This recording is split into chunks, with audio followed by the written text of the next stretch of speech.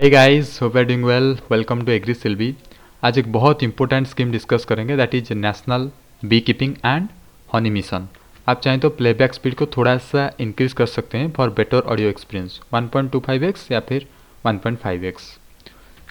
सो देख सकते हैं ये जो स्कीम है ये implemented by national bee board. Okay, national bee board कहाँ पे है, वो बहुत ज़्यादा जरूरी क्वेश्चन है। नेशनल बी बोर्ड है New Delhi and it is approved from 3 years, means from 2020 to 2023। 3 साल के लिए ये नेशनल बी बोर्ड ने इसको इम्प्लीमेंट करने की जिम्मा दिया है। और ये कौन से मिनिस्ट्री के अंडर आते हैं वो बहुत ज़्यादा जरूरी है, ministry of agriculture and farmers welfare. बहुत ही। और स्वीट रिवोल्यूशन मतलब एपीकल्चर, एपीकल्चर को डेवलप करना, एपीकल्चर को ग्रोथ करना। ओके, सो स्वीट रिवोल्यूशन अगर आएगा तभी आप एपीकल्चर, बी कीपिंग इसमें क्लिक करेंगे।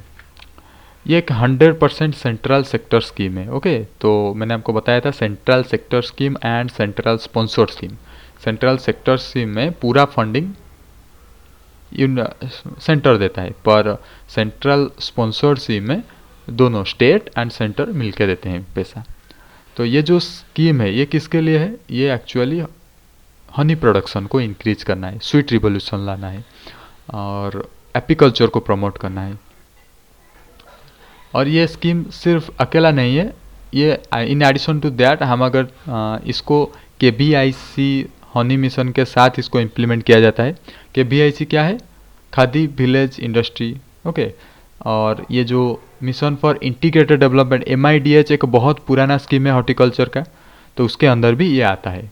क्योंकि क्या होता है ना, एपीकल्चर एंड हॉर्टिकल्चर ये साइड बाय साइड चलेगा। अगर एपीकल्चर का डेवलप होता है तो हॉर्टिकल्चर प्रोडक्शन भी इंक्रीज होता है, क्योंकि पॉलिनेशन के लिए जो फ्लावर्स, जो वेजिटेबल्स, फ्रूट्स, इसका पॉलिनेशन के लिए हनी बी तो चाहिए ना। आपको पता होगा कि हनी बीज के वजह से ओनियन में 90% ज़्यादा प्रोडक्शन होता है, तो याद रखेंगे MIDH के साथ ये हनी मिशन को इम्प्लीमेंट किया जाता है। MSME सेक्टर में, आयुष।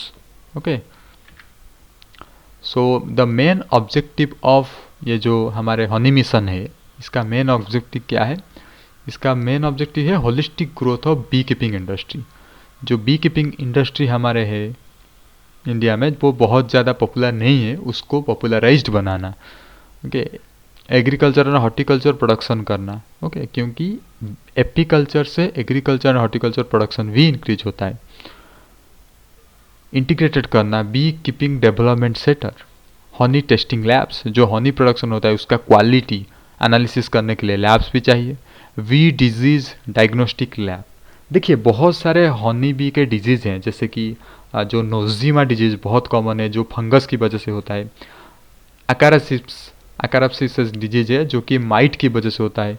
उसी तरह बहुत सारे डिजीज हैं, हम नेक्स्ट स्लाइड पे सारे डिजीज़ का इमेज भी देखेंगे। Custom hiring centre, apitherapy centre, nuclear stock, bee breeders.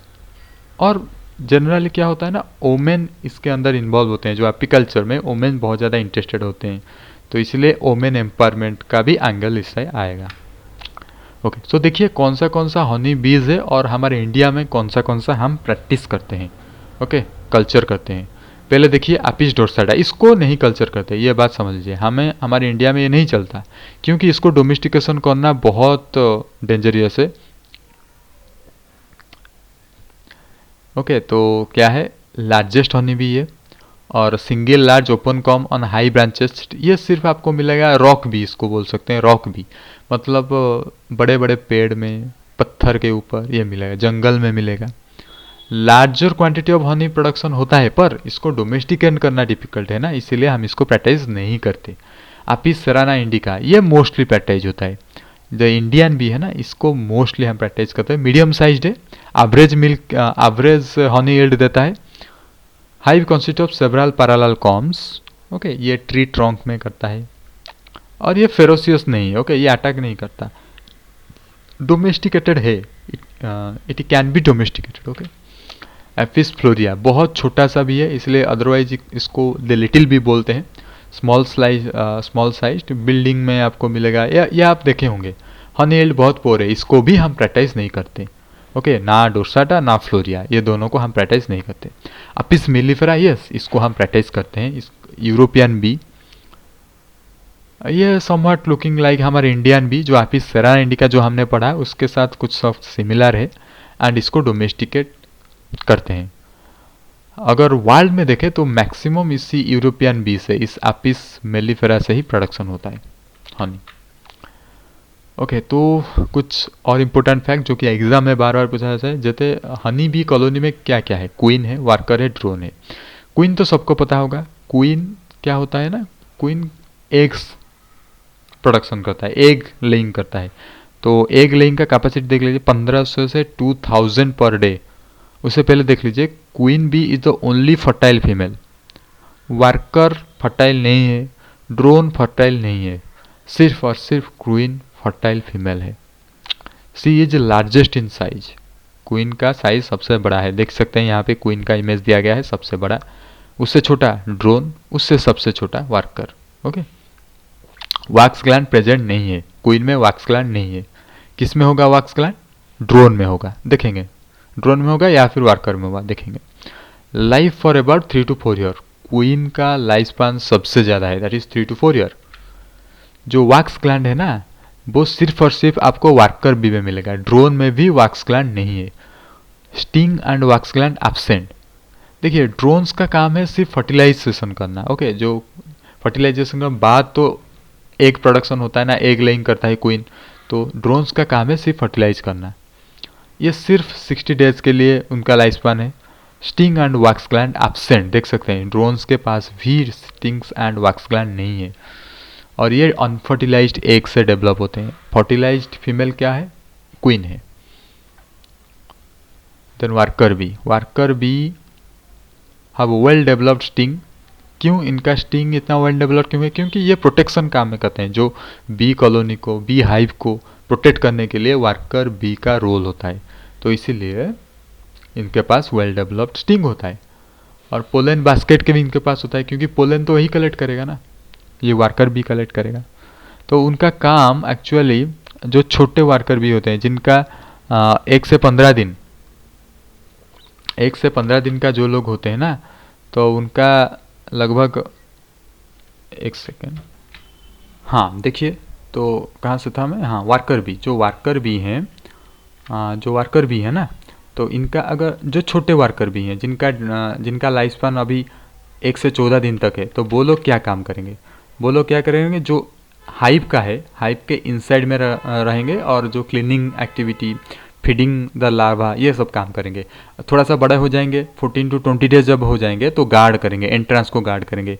और जब बहुत बड़े हो जाएंगे, 21 to 35 डेज हो जाएगा ना, तभी वो फोरेजिंग करेंगे, वो कलेक्ट करेंगे नेक्टार, पोलन ग्रेन, वो जाएंगे, बाहर जाएंगे और कलेक्ट करके लाएंगे। देख सकते हैं एनमीज क्या है, हमने अभी देखा ना, ये जो स्लाइड एक था, इसमें हमने क्या देखा, जो इसमें देखा बी डिजीज डायग्नोस्टिक लैब, हम bee disease diagnostic lab produce करेंगे। तो बहुत सारे डिजीज़ अफेक्ट करते हैं, बहुत सारे पैरासाइट्स भी हैं बी को अफेक्ट करने के लिए। सो इस स्कीम के अंडर हम एक डायग्नोस्टिक लैब इंस्टॉल करेंगे। ओके, सो उस डायग्नोस्टिक लैब इंस्टॉल करेंगे और किसके ऊपर रिसर्च करेंगे, देखिए ये जो है ना, एनिमीज ऑफ हनीबीज, आप देख सकते हैं wax moth. Okay, wax moth, गैलिया मेलोनेला, ये क्या होता है ना, ये एक कैटरपिलर है, ये पोलेन, प्रोपोलिस, वास्क, ये सबको फीड कर देता है, तो इसलिए ये बहुत ज़्यादा डेंजरियस है। इसको हम स्टडी करेंगे, इसको कैसे मिटिगेट करना है उसको देखेंगे। देन वास्प, आप देख सकते हैं ना, वास्प, ये वाला वास्प है, और जो वैक्स मॉथ मैंने बोला, ये वाला वैक्स मॉथ है, देख सकते हैं कैटरपिलर। वास्प क्या होता है, हाइव के बाहर बैठा रहता है, जब हनी भी आता है उसे अटैक करता है। ओके, और वो अटैक करके उसको मैसरेट कर देता है, पूरा हनी बी को मैसरेट कर देता है, जो जूस निकलता है उसको फीड करते हैं ये वास्प, देख सकते हैं। देन आप देख सकते हैं बर्ड्स, तो देन डिजीज देख सकते हैं, एक्रिन डिजीज किस कॉजेटिव एजेंट क्या है, एक्रेप्सिस उडी, ये एक्चुअली एक माइट है। ओके, माइट, ये ट्रैकियल सिस्टम को डैमेज करता है, बी का ट्रैकियल सिस्टम को डैमेज कर देता है, तो रेस्पिरेशन नहीं हो पाएगा, बी डेथ हो जाएगा। वेरियोसिस, वेरियोसिस क्या है? ये भी एक माइट है, माइट, वैरो डिस्ट्रक्टर, ये भी माइट है। ये हिमोलिफ को देखिए, जो माइट के जो माउथ पार्ट है ना वो सकिंग टाइप है, तो ये हिमोलिम्फ को इजीली सक कर सकता है, बी से हिमोलिम्फ को इजीली सक कर सकता है और बी का डेथ हो जाएगा। अमेरिकन फुल ब्रूड, बेसिलस लावा, इसको तो आप जानने होंगे, बेसिलस वार्स या बैक्टीरिया, ये बी को अटैक करता है। देन नोजिमा, नोजिमा एक फंगस है, नोजिमा आपिस, उस फंगस का नाम है नोजिमा आपिस। ये क्या करता है? स्टोमक सेल को डिस्ट्रॉय कर देता है, बी का स्टोमक सेल को डिस्ट्रॉय कर देता है, डाइजेशन नहीं होगा, बी डैमेज हो जाएगा, बी का डेथ हो जाएगा। देख सकते हैं ये माइट है, ये बैक्टीरिया अटैक है और ये फंगस अटैक है। नेक्स्ट हम मिनिमम सपोर्ट प्राइस के बारे में डिस्कस करेंगे नेक्स्ट वीडियो में। So thank you.